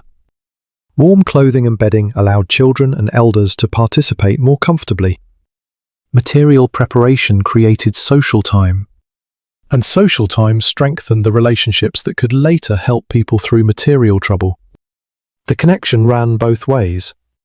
Suppose a household experienced a shortage. Relatives could become part of the response. Suppose someone became injured. Other people could absorb essential work. Suppose a parent needed help with children while fuel or water had to be gathered. An extended household offered possibilities that an isolated individual did not have. Suppose an older woman could no longer carry a heavy load. Her strength might have diminished, but decades of knowledge about building, storing, repairing, cooking, or organizing remained valuable. This was not a romantic world without disagreement. Native communities, like all communities, had tensions, responsibilities, differences in status, and rules governing ownership and obligation. But winter favored cooperation because nobody could guarantee that every hunter, horse, food cache, tool, or human body would remain reliable for months. Spiritual practice also belonged to this larger idea of continuity. Though there was never one universal native winter religion, ceremonial traditions varied widely among nations. Smithsonian resources on the Oceti Sakowin, for example, describe sacred pipestone and pipes as part of prayer traditions, while Northern Cheyenne materials connect places such as Bear Butte with teachings concerning ceremonial, social, and political organization. These were not simply decorations added after the real survival work was finished. They helped define what survival was for. A family did not prepare food merely so anonymous bodies could remain alive until March. People survived as relatives and members of communities with histories, responsibilities, sacred understandings, and identities. That distinction becomes especially clear when we return to the winter count. Among communities that used them, a winter count could compress an entire year into one memorable pictograph representing a chosen event. The keeper preserved the image and the knowledge connected to it, using the count as a mnemonic aid for telling the larger history. Smithsonian material describes these records as tools that helped communities remember events, marriages, births, leadership changes, and their connection to the past. Imagine a child hearing those accounts through several winters. At first, perhaps the child remembers only the pictures. Later, names attached to them. Then relationships. Then places. Eventually, the child understands not simply that something happened, but why the people still remember it. This is another way of stocking a winter lodge. Food is stored against future hunger. Fuel is stored against future cold. Stories are stored against future forgetting. Women were not necessarily the formal keepers of winter counts, and those roles differed between communities, but within households, women were among the people through whom practical and cultural knowledge moved constantly. Kinship, food preparation, clothing skills, language, behavior, hospitality, storage, childcare, and family memory. A girl could inherit a building technique without ever receiving a blueprint. She could inherit a recipe without measurements. She could learn where bedding belonged, how to judge a piece of hide, when food should be saved, whom to help, and how a household should receive visitors. Most of that knowledge survived because somebody demonstrated it again and again. Winter helped create the conditions for that repetition. Outside, the world became quieter. Snow shortened journeys, darkness lengthened evenings. Firelight drew people into a smaller circle. Inside that circle, the household did something far more complicated than wait for spring. It preserved the past while quietly preparing the people who would carry it into the future. By late winter, the camp began to change again. The cold had not necessarily released its grip, but the household could feel that the season was moving. Days stretched a little longer, snow crusted differently underfoot. Stored food no longer looked as abundant as it had in autumn. The firewood pile might have been rebuilt many times. Moccasins had been repaired again and again. Robes carried smoke, wear, and the marks of months of use. This was the part of winter when preparation for one season quietly became preparation for the next. The agricultural peoples of the upper Missouri, that meant looking ahead toward planting. Some of the corn stored through winter was food, some of it was seed. Those two categories could not be confused without consequences. Seed corn represented next summer's fields before those fields even existed. Beans, squash seed, and sunflower seed carried the same promise.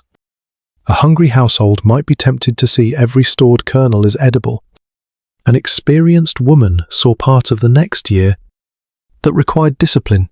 The best seed had to remain protected from moisture, rodents, accidental cooking, and simple forgetfulness. It had to survive the same winter as everyone else, but for a different purpose. The idea is easy to miss because seed looks so small. Yet a handful of carefully saved seed could become thousands of plants. Women who managed agricultural stores were therefore protecting future abundance in a form that looked almost insignificant. Late winter also brought another kind of inventory. Which hides remained useful? Which lodge coverings needed major repair before another season of travel? How much sinew was left? Which parfleche had weakened? Which tools could be repaired, and which would need replacement? Which clothing could survive another year with careful patching? The household had spent months consuming supplies, but it had also spent months creating wear. Every object now carried information. A stretched seam showed where strain was greatest. A worn moccasin sole showed how quickly a piece of hide disappeared under repeated travel. A lodge cover revealed where smoke, wind, rain, and handling had weakened it. Winter had tested the equipment. Spring would reveal the results. Women could begin repairs before the camp ever moved.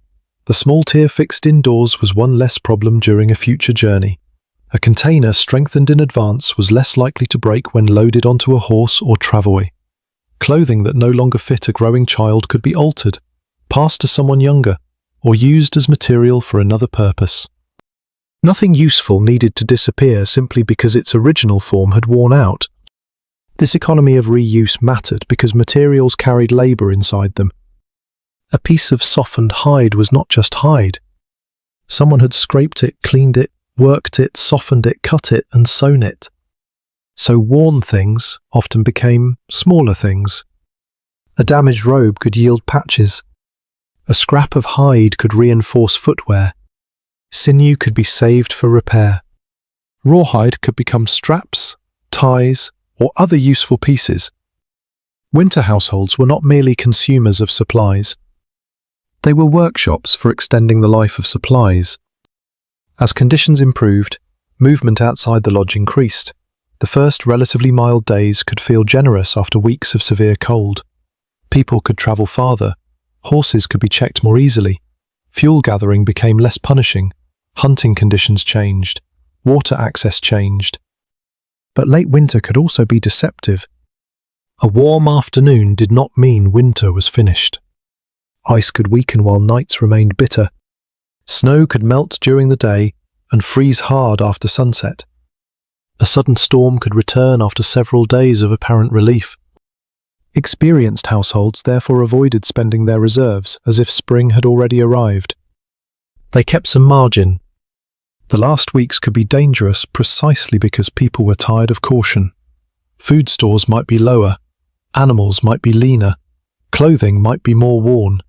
Everyone had already endured months of repetitive work. That made patience another resource. For women managing the domestic centre, patience meant continuing the same small disciplines that had mattered in early winter. Dry the footwear, protect the remaining food, bring in fuel before it is needed, watch the children, repair the seam, keep the seed separate. Do not unpack something merely because one warm day feels like spring. And yet the mental direction of the household was changing. Soon, people would move. For mobile plains communities, the lodge that had been winter shelter would once again become a portable bundle. Poles would be taken down, the cover would be folded, bedding, food, tools, clothing and personal objects would be packed. Horses and other transport would be prepared. The winter camp would disappear from the landscape far more quickly than it had been created. That disappearance required planning. A household could not simply wake one morning and throw everything together. Heavy items had to be balanced. Fragile items needed protection. Frequently used things had to remain accessible. Food for the journey had to be separated from food packed for later. Children and elders needed places in the moving sequence. Animals had to be managed before the camp could leave. Women who had raised and maintained the lodge were now responsible for reversing the process. Home became parts again. This is one of the most remarkable features of portable plains architecture. The knowledge did not live in the building. It lived in the people. A tipi, once taken down, became poles, cover, pins, ropes, lining, bedding and bundles. Without knowledge, those objects were only materials. With knowledge, they could become a home again before nightfall. That meant a woman carried architecture in memory. She knew the order. She knew what belonged inside and what belonged outside. She knew which part of the cover needed repair before the next raising. She knew which poles were sound. She knew how the household should be packed so the next camp could come alive efficiently. The same was true for agricultural women leaving winter quarters and turning attention toward fields. The landscape would soon ask for a different kind of work. Ground had to be prepared. Seeds had to be selected. Planting had to happen at useful times. Tools had to be ready. Stored food had to last until new food became available. This last point was critical. Spring did not instantly create abundance. There was often a gap between the end of winter and the arrival of fresh crops or reliable seasonal foods. The household needed enough reserves to cross that gap. So the careful woman did not think of winter stores as ending when the snow melted. They ended when another food system had safely taken over. That is a subtle but powerful difference. It means winter preparation stretched backward into autumn and forward into spring. The season had no clean edge. A robe made before winter might still be used on cold spring nights. Seed stored all winter became summer crops. Dried meat carried on a spring journey might have been prepared months earlier. A repaired parfleche might travel for years. The work formed a circle, and the women at the centre of the household economy were constantly connecting one point on that circle to another. Winter was not survived by defeating the cold. It was survived by refusing to let the cold interrupt the longer rhythm of life. The household had entered winter with food, tools, shelter, knowledge, and relationships.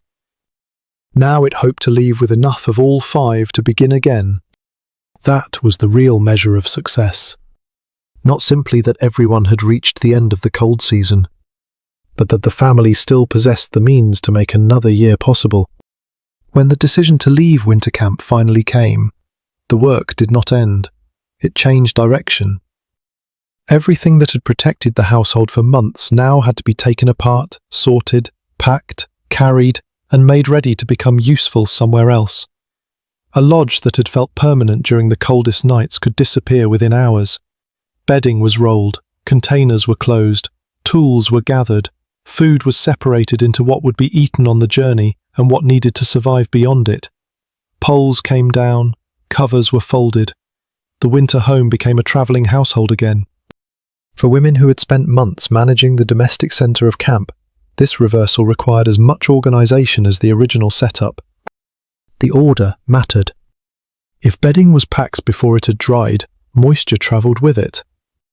If repair tools were buried too deeply, the family could not reach them when something broke on the trail. If food for the day was mixed with long-term stores, every meal required unpacking larger bundles. If lodge equipment was loaded carelessly, the next camp would begin with unnecessary confusion. A well-packed household therefore contained a plan for its own unpacking. The things needed first at the next stop had to remain reachable. Shelter materials, fire-making equipment, water containers, food for the evening, and bedding before darkness. The family was not simply moving possessions. It was moving the sequence by which a camp could be born again. This is one reason the responsibility for a teepee carried more meaning than the modern word tent suggests. Among many plains communities, women traditionally owned or controlled the teepee and were responsible for erecting and dismantling it. The lodge was portable architecture whose successful use depended on practiced knowledge. A woman who knew that system did not need permanent walls to possess a home. She knew how to make one. That skill travelled inside her. The poles might be stretched or replaced. A cover could eventually wear out. A rope could break. But the knowledge of how the pieces worked together remained. And because girls grew up watching the process, the knowledge could travel through generations as well as across geography. Leaving a winter site also revealed the amount of material a household had accumulated or consumed. Some bundles were lighter because food had been eaten. Clothing was more worn. Scraps had been used for repairs. A robe might carry new patches. A child might now need larger clothing than at the beginning of the season.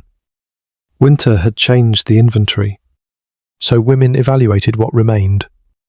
Useful items were kept. Broken things that could still provide material were not necessarily discarded. A piece of hide too small for one purpose might serve another. A worn strap could become a shorter tie. A damaged container could be repaired later or its rawhide reused. Every manufactured object represented access to raw materials and time. Throwing away useful material meant throwing away future options. For some plains families, seasonal movement followed bison and other resources. For agricultural nations along the Missouri, spring brought renewed attention to village spaces and fields. Either way, leaving winter was part of a larger annual pattern rather than a random departure. Women carried the household across that pattern. Consider the difference between owning many objects and owning objects that can move. A heavy object had to justify its weight. A fragile object needed protection. A frequently used object had to be easy to reach. A valuable object had to be secured. The household economy rewarded things that could perform more than one job. A robe warmed someone at night and travelled with the household. A parfleche stored possessions and became part of the load. A hide could serve as bedding, covering, clothing material, or repair stock depending on its preparation and condition. Even food changed value when people were moving. Dried foods were especially useful because much of their water had already been removed. They were lighter than fresh foods and more resistant to spoilage. A compact store of dried meat, corn, berries, or other preserved foods gave a travelling family meals without requiring immediate hunting or gathering at every stop. That made food preservation a form of mobility technology. The woman who dried food in autumn was helping the family travel months later. The woman who repaired a container during a winter storm was helping prevent a spill on a spring trail. The woman who saved a piece of sinew was preserving the ability to repair something that had not broken yet. Seasonal tasks kept reaching forward in time. Children saw this most clearly on moving days. Ordinary household rules suddenly became visible as action. Everyone had something to do. A child who had spent winter learning where objects belonged now understood why those objects had to be found, grouped, and packed. An older girl who had watched the teepee taken down before might assist more confidently this time. a younger child could carry something light. Someone watched smaller children while adults handled animals and heavier equipment. Learning advanced in increments, responsibility expanded as competence did. Older women remained important because movement created problems that experience could solve quickly. A load sat badly on an animal. A strap pulled in the wrong direction. A piece of lodge equipment seemed missing. Weather suggested that the planned distance was too ambitious. A younger person might see inconvenience. Someone who had experienced many moves could see what that inconvenience might become by nightfall. This ability to imagine consequences was one of the deepest forms of winter preparation. It had guided the household before the cold. Pay the seam now because it will worsen later. Gather fuel now because the storm may arrive tonight. Save seed now because spring will need it.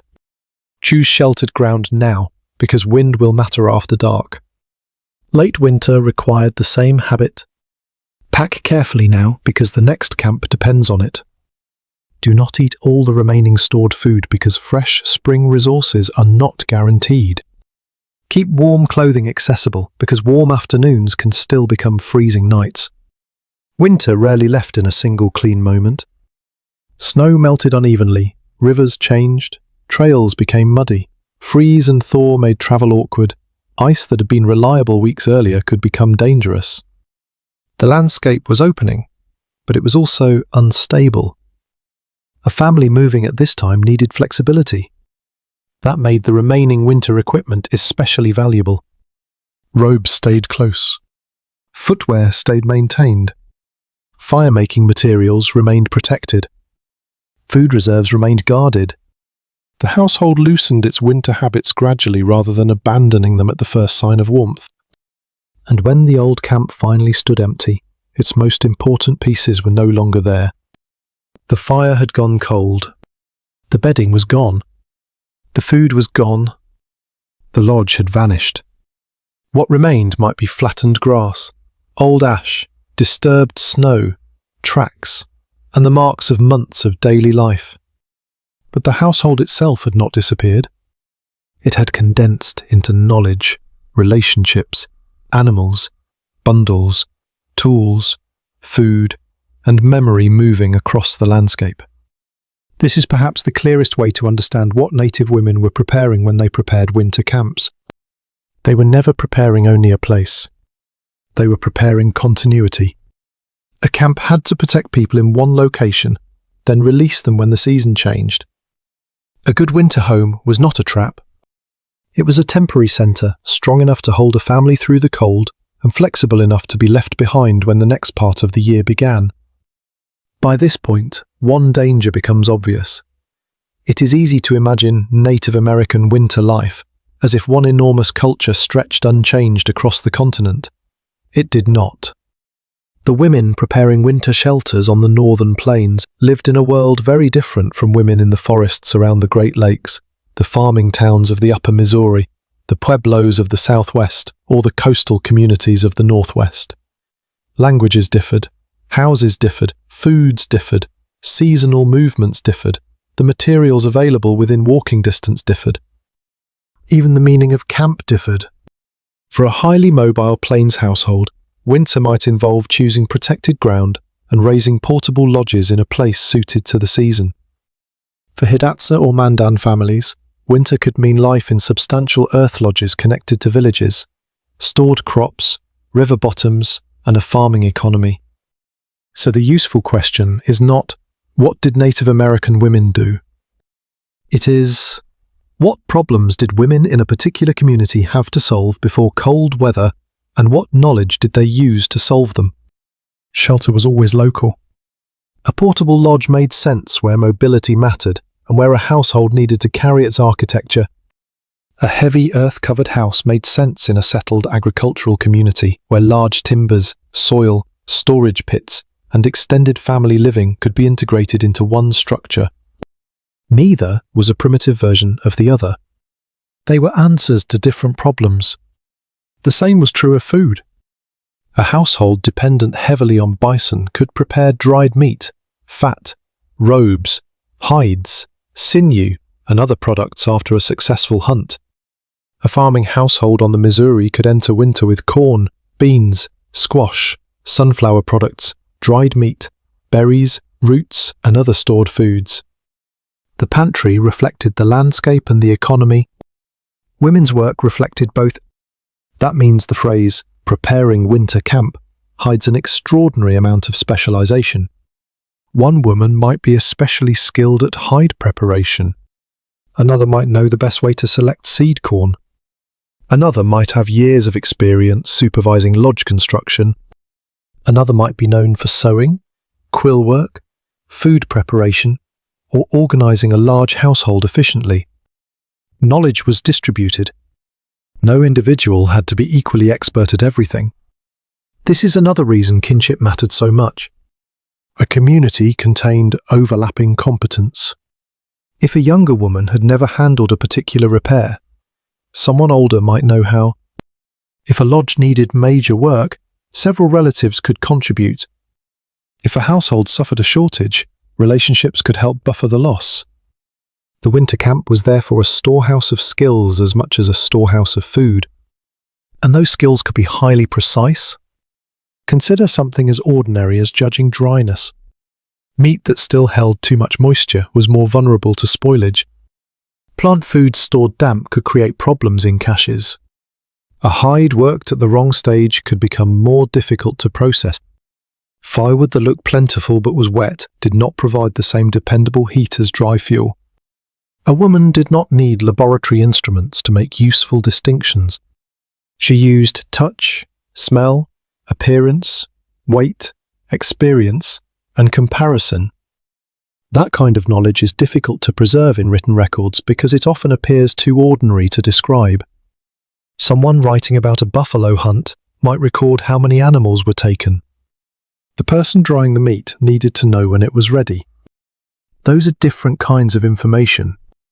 The second kind may be more important in a kitchen, but less likely to appear in a dramatic historical account. The same problem affects our understanding of clothing. A museum can preserve a beautifully decorated pair of moccasins for generations. What disappears more easily is the memory of how often everyday footwear had to be patched, dried, softened, adjusted, or replaced. Winter preparation was full of such disappearing knowledge. How did a mother decide when a child needed another layer? What part of the lodge cover usually wore first? How frequently did bedding need to be dried? How did people judge whether river ice was safe in a particular place? How much food did a family reserve before deciding that stores were becoming dangerously low? Historical sources rarely answer every question. We should resist filling every gap with confident invention. But the gaps themselves tell us something.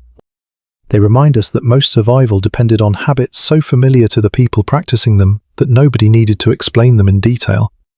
Imagine asking someone today to write a complete description of everything they do before leaving the house on a cold morning. They might say, "I get dressed, go." They would probably omit dozens of automatic decisions. Which coat? Which shoes? Is the road icy? Ordinary expertise hides inside routine. The same principle applied in a winter lodge. A woman could glance at the fire and know it needed fuel. Touch a piece of clothing and know it was still damp. Feel a draft and know where to look. Lift a food container and know the supply had dropped. Notice the sky and decide to bring in more wood before evening. None of those actions required ceremony. They required familiarity. This helps explain why women's work can seem strangely invisible in some older historical narratives. The most visible events were often male-coded activities such as hunting, warfare, diplomacy, and long-distance trade. Those mattered. But a successful hunt did not automatically create winter security. Someone had to process the meat. A buffalo hide did not automatically become warm bedding. Someone had to prepare it. Corn standing in a field did not automatically become January food. Someone had to harvest, dry, store, protect, and later cook it. A lodge did not maintain itself. Someone watched its seams, fire, floor, storage, and daily order. The household economy converted events into endurance. Women often stood at the center of that conversion, and their authority could be material as well as practical. Among the Hidatsa, women's relationship to earthlodges and agricultural production gave them important control over essential resources. In other plain societies, women's responsibility for tipis meant that one of the most visible objects in camp was closely tied to female labor, knowledge, and ownership traditions. That should change how we picture the camp. Instead of seeing women as figures moving quietly around a world built by men, we should see many of them as people who literally built, owned, organized, repaired, provisioned, and reproduced the domestic infrastructure of community life. Not everywhere in exactly the same way, but often with responsibilities so fundamental that the camp could not function without them. This also changes the meaning of preparation. Preparation was not simply defensive. It was creative. Women transformed raw landscapes into habitable spaces. They transformed animals into food, clothing, shelter materials, tools, and containers. They transformed seeds into harvests and harvests into winter stores. They transformed children into future adults by allowing them to watch, help, practice, and eventually take responsibility. They transformed memory into routine. A girl did not need to rediscover how to raise a lodge from nothing. She inherited a sequence. She did not need to invent winter food preservation. She entered a system already refined by generations. That inheritance is one of the quietest technologies in human history. Knowledge can weigh nothing and still determine whether hundreds of pounds of material are used wisely. By the time a winter camp looked complete from the outside, its real structure was therefore larger than anything visible. There were poles, hides, earth, fire, food, robes, tools, animals, and people. But holding all of them together was something harder to photograph. A body of accumulated decisions, passed from person against person, season after season. The cold tested the shelter. It also tested whether that knowledge had been remembered. By the time spring finally began to loosen the ground, the winter camp had already demonstrated something easy to miss when history is told through spectacular events. Survival was rarely one great act. It was repetition. The same fire tended again. The same water carried again. The same seam checked again. The same food stores measured again. The same child reminded to keep clothing dry. The same lodge cover adjusted when the wind changed. None of these tasks, taken alone, explains how a family endured a northern winter. Together, they explain almost everything. This is why women's work in many native communities cannot be separated neatly into categories such as housekeeping, food preparation, or craft. Those labels are too small for what the work actually accomplished. Preparing a hide could produce clothing, bedding, shelter material, containers, straps, all repair stock.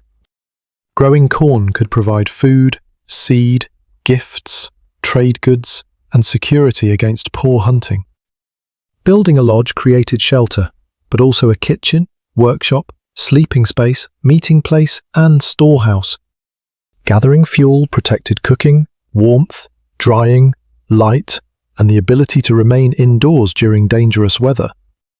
The tasks overlapped because the household itself was an integrated system. A shortage in one area increased pressure everywhere else. If fuel ran low, clothing and bedding became more important because the fire provided less heat.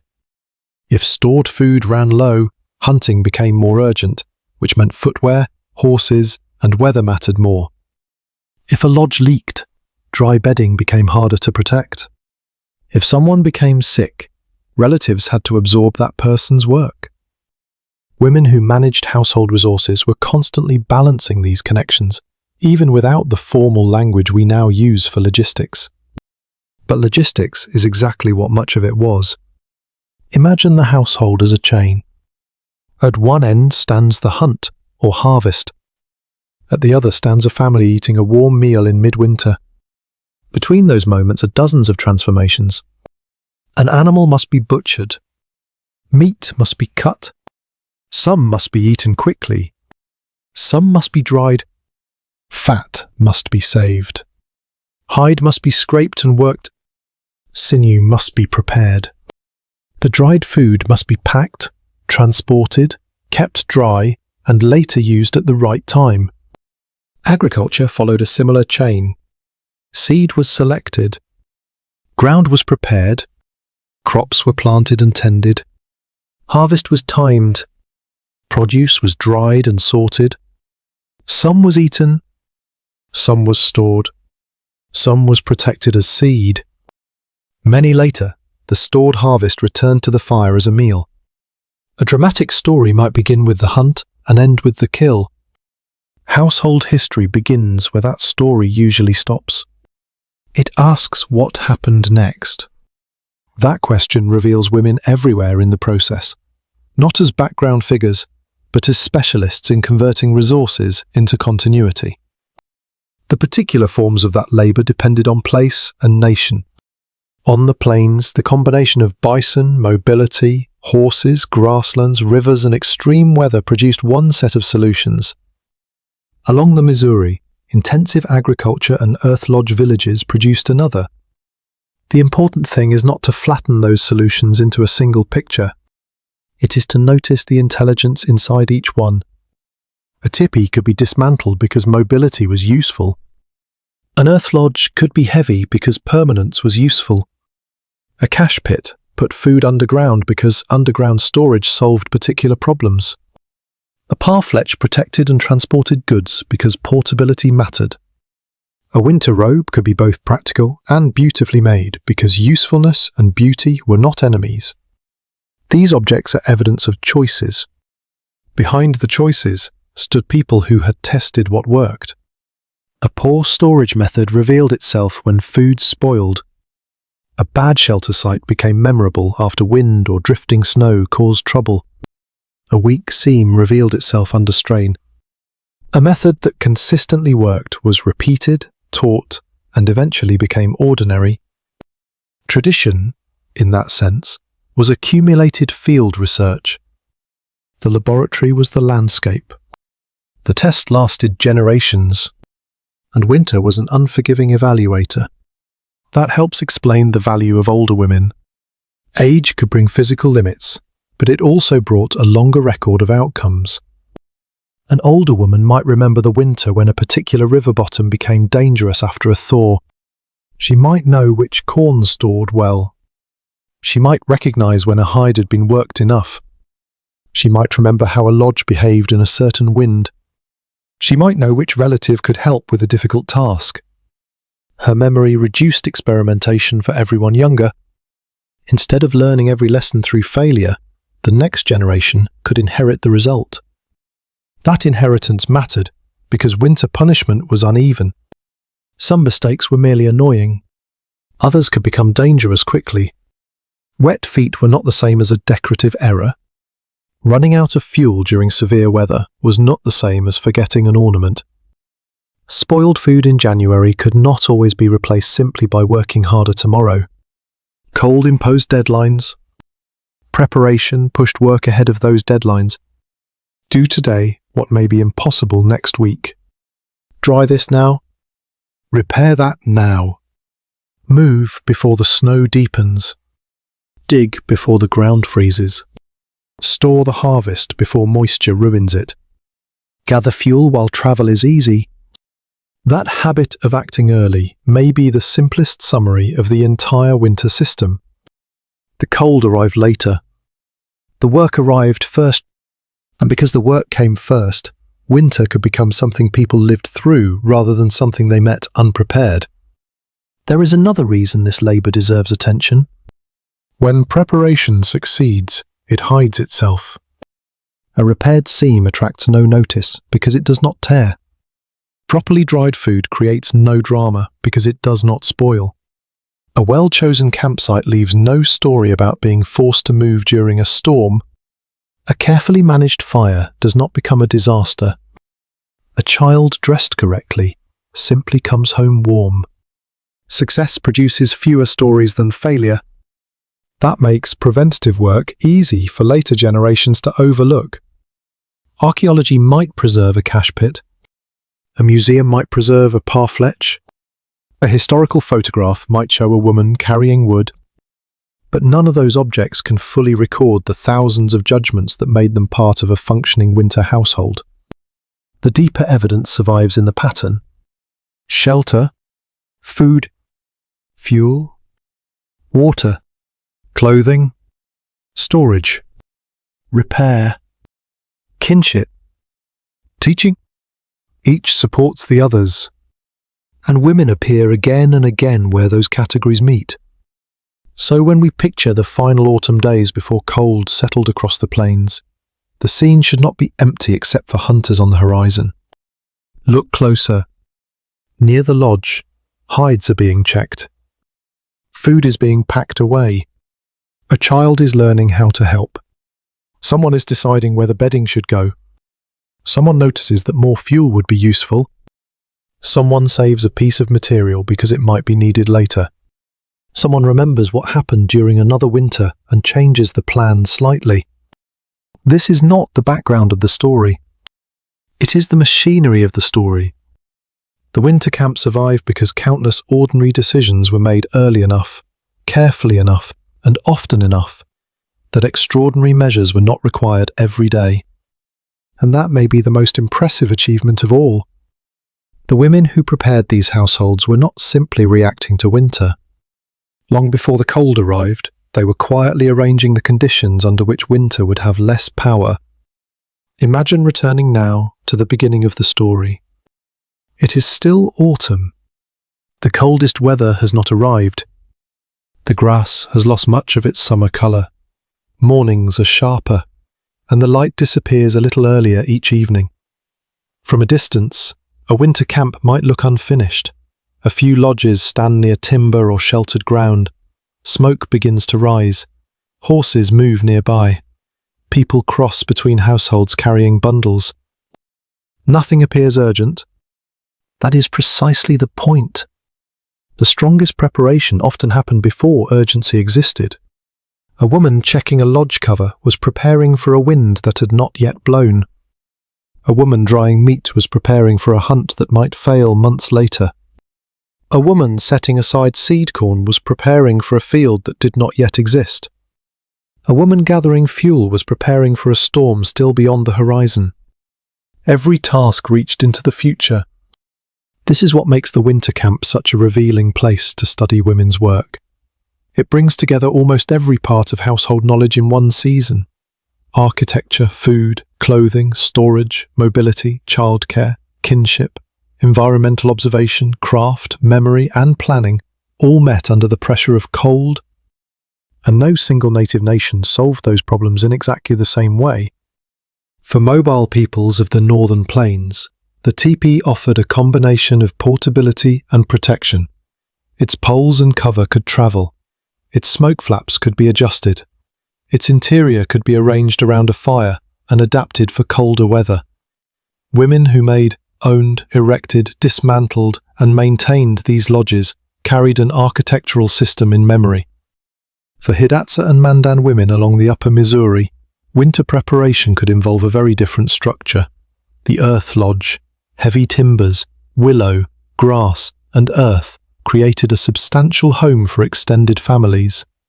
Beneath or beside those homes, cache pits could protect the agricultural wealth produced during the growing season. The shapes were different. The logic was familiar. Use the landscape intelligently. Prepare before conditions become difficult. Store what cannot be replaced easily. Maintain what already works. Keep useful knowledge close. Share labour through family and community. Leave enough margin for things to go wrong. That last point may be the deepest lesson. Winter survival was not based on expecting perfect conditions. Hunters could return without meat. A horse could be lost. A storm could last longer than expected. Food could spoil. A tool could break. Someone could become sick. A good household could not eliminate uncertainty. It could reduce how much damage uncertainty caused. That is why so many apparently small preparations mattered. One extra bundle of dry fuel did not defeat winter. But it might eliminate one dangerous trip outside. One repaired seam did not transform the household, but it might keep a child's foot dry. One cache of corn did not guarantee abundance forever, but it could carry the family through days when hunting was poor. One neighbouring relative could not solve every problem, but that person might provide labour, food, knowledge, or care at the exact moment it was needed. Winter security was built in layers. When one layer weakened, another could hold. This makes the women's role difficult to summarise with a single dramatic verb. They did not merely build. They did not merely cook. They did not merely sew. They coordinated. They converted resources from one form into another.